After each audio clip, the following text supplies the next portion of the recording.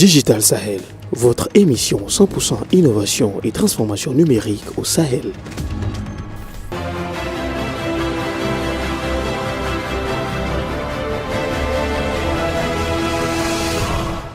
Bonsoir à toutes et à tous, je suis ravi de vous retrouver dans ce nouveau numéro de Digital Sahel, votre magazine consacré au monde numérique au Niger et dans les pays du Sahel. C'est notre 20e numéro et au menu de celui-ci, nous vous proposons une édition spéciale pour parler de la semaine du numérique qui s'est tenue à Niamey du 12 au 16 avril 2021. C'est un rendez-vous sous forme de séminaire qui a vu la participation de plusieurs structures nationales et étrangères pour parler des enjeux du numérique dans différents domaines tels que la santé, l'éducation, la gouvernance, l'entrepreneuriat, pour ne citer que cela. Digital Sahel était présente tout au long de cette semaine du numérique. Nous vous proposons un résumé condensé de cette rencontre.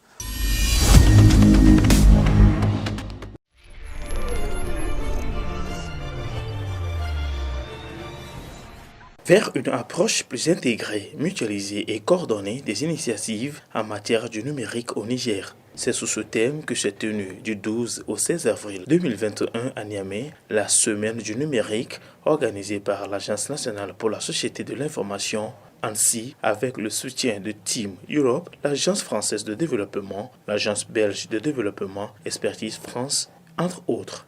Nous avons décidé, en collaboration avec nos différents partenaires, essentiellement l'Union européenne et ses membres, d'organiser cette semaine du numérique pour vraiment mettre l'accent sur, comme vous le savez, c'est de toute façon le slogan un peu de Niger 2.0, la technologie au service du développement. Donc pour mettre l'accent sur des thématiques bien précises où au Niger nous pourrons accélérer l'usage, l'utilisation du numérique dans le secteur du développement. Et nous avons même, planifié la semaine en conséquence. Donc nous avons des thématiques précises qui sont discutées chaque jour. Cette semaine du numérique s'inscrit dans le cadre de Digital for Development Hub, D4D Hub, un projet de l'Union européenne destiné à contribuer à un avenir numérique équitable dans le monde. Donc le D4D Hub en fait, est un consortium de 11 États membres de l'Union européenne, la Commission européenne et aussi la Banque européenne d'investissement. On est là, on vise vraiment à accélérer la transformation numérique qui est centrée sur l'humain, qui est axée sur l'humain, qui est inclusive, qui est durable en Afrique mais aussi dans des autres continents. Voilà ici, pendant cette semaine du numérique, donc le D4D Hub et ses États membres, dont les 5 États membres fondateurs, c'est-à-dire la Belgique, la France, l'Allemagne, le Luxembourg et l'Estonie. Ils sont là pour appuyer l'organisation de cette semaine du numérique et pour parler aussi des défis et des opportunités pour la transformation numérique aussi au Niger. Durant 5 jours, plusieurs thématiques ont été soulevées et débattues dans le secteur de l'éducation, la gouvernance, la santé, l'agriculture et l'entrepreneuriat par des spécialistes du domaine du numérique, du Niger et de l'étranger. Notre défi spécifiquement qui concerne la mobilité urbaine, en fait, il s'agissait en fait de mettre en place une solution qui va permettre à la population de se repérer en fait dans l'utilisation des transports urbains. En fait.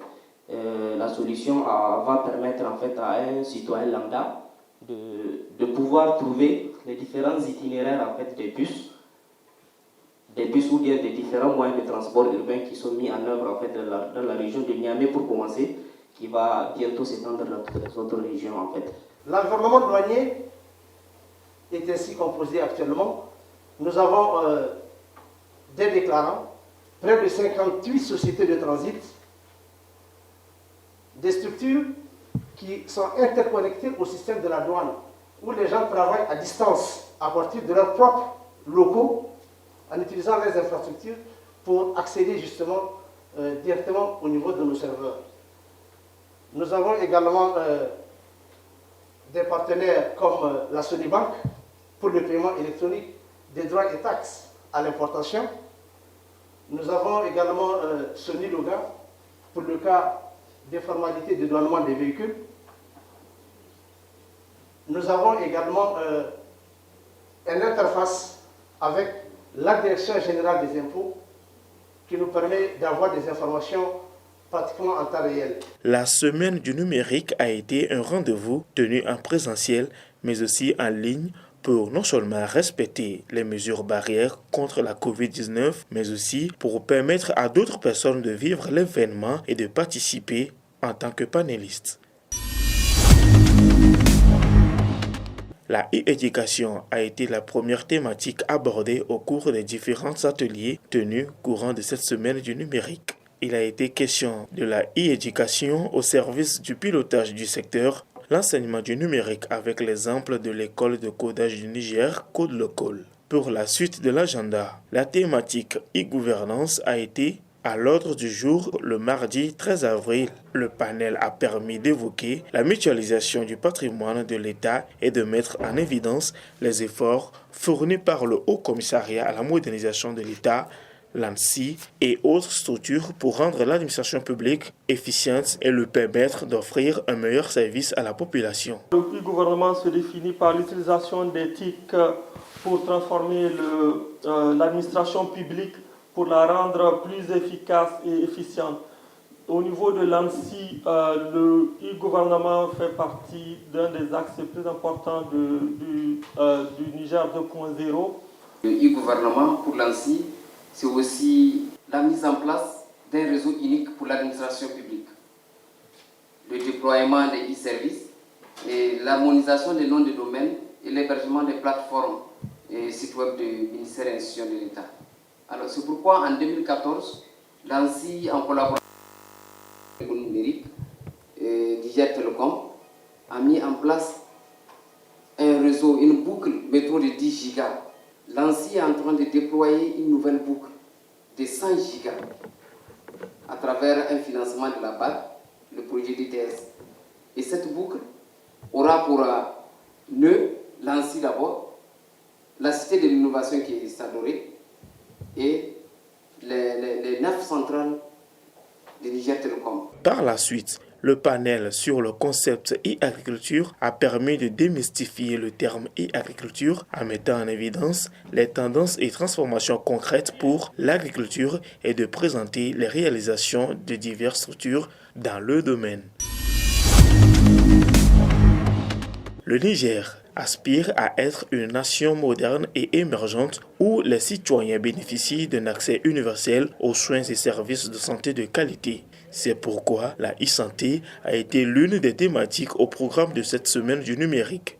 En effet, le ministère de la Santé publique, de la Population et des Affaires sociales, entrant de plein pied dans la mise en œuvre de sa stratégie nationale e-santé, trouve une opportunité à travers cet atelier D4D, Digital for Development. Les activités proposées par le ministère de la Santé publique, de la Population et des Affaires sociales sont au nombre de 2. Ils sont en lien avec le plan stratégique digital du ministère, à savoir l'interconnexion des hôpitaux, des districts sanitaires, des centres hospitaliers régionaux, l'introduction du dossier électronique du patient. Et l'autre dossier proposé en vue de son financement, c'est l'interopérabilité de toutes les bases de données du système de santé.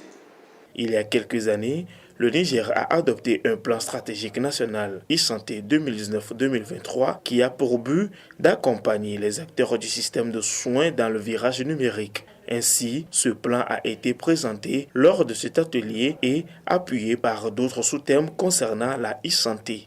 La particularité peut-être de la santé, c'est que la santé dispose d'une stratégie e-santé qui a déjà été élaborée et validée dès 2018, fin de 2018, et qui maintenant est au stade vraiment de mise en œuvre.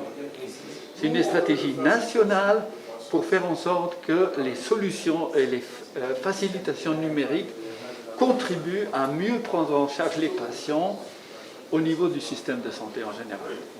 Et dans ce cadre-là, disons que la priorité des priorités, c'est vraiment les infrastructures numériques. C'est-à-dire que actuellement, le pays a une énorme carence, d'abord, de ressources humaines qualifiées. Il y a très peu d'informaticiens qui travaillent dans le domaine de la santé et qui peuvent mettre en œuvre tout cet ensemble d'actions. Et puis, il y a aussi un manque d'infrastructures réelles, d'appareils, de matériel informatique, de serveurs, de connexions, qui font en sorte que le Niger dispose de 75 districts de santé distribués dans tout le territoire, eux-mêmes connectés à des régions sanitaires. Et tout cet ensemble, c'est eux qui traitent la population. Et c'est ces gens-là qui doivent être bien connectés pour pouvoir remonter les informations sanitaires, pour pouvoir discuter de solutions, pour pouvoir mettre en œuvre des nouveaux logiciels qui vont faciliter la prise en charge. On a parlé du dossier médical du patient dans les hôpitaux.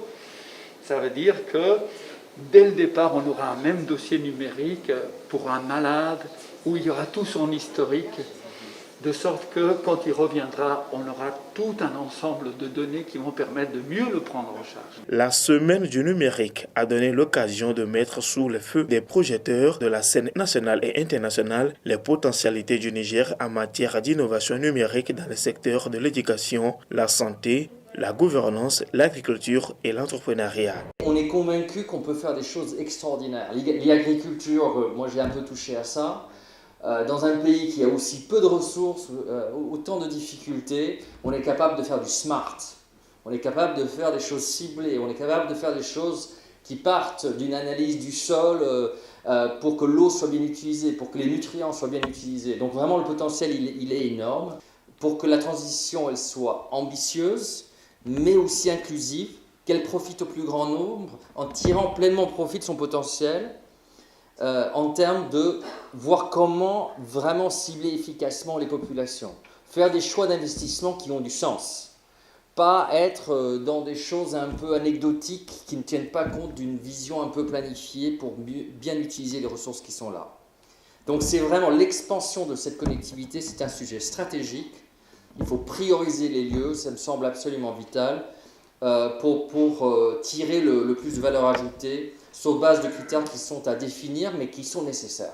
Aujourd'hui, nous sommes tous bien rendus compte que les priorités restent les mêmes. Il faut tout simplement créer les conditions pour qu'on vive mieux et qu'on se focalise sur l'essentiel, qui est autour de l'acquisition de la connaissance, l'accès à l'information, la santé, la nutrition, entre guillemets, donc qu'on puisse produire, manger, le climat, l'environnement, et qu'on soit aussi dans un environnement où on peut s'épanouir, j'allais dire.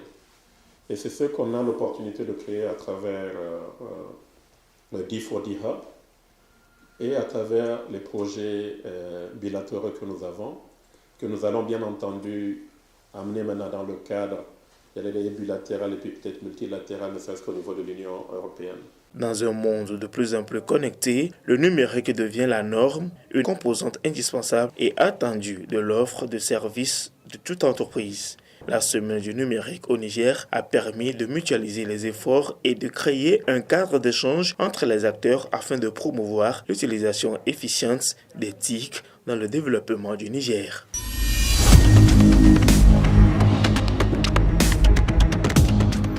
Voilà, chers téléspectateurs, c'est tout pour ce 20e numéro de votre magazine Digital Sahel. J'espère que vous l'avez suivi agréablement. Vous pouvez revisionner ce numéro Digital Sahel ou nos archives sur YouTube à travers l'adresse YouTube qui s'affiche en bas de votre écran. Vous souhaitez rentrer en contact avec nous pour nous faire des suggestions ou nous poser des questions, contactez-nous via notre adresse mail qui s'affiche en bas de votre écran ou directement sur notre numéro de téléphone qui s'affiche aussi en bas de votre écran. Nous sommes également présents sur les réseaux sociaux, notamment sur Facebook, Instagram et Twitter. Si vous êtes à Niamey et ses environs, vous pouvez écouter notre radio Challenge FM via la fréquence 96.6 MHz. Merci de nous avoir suivis. Rendez-vous est pris dans 2 semaines pour un nouveau document. Au revoir.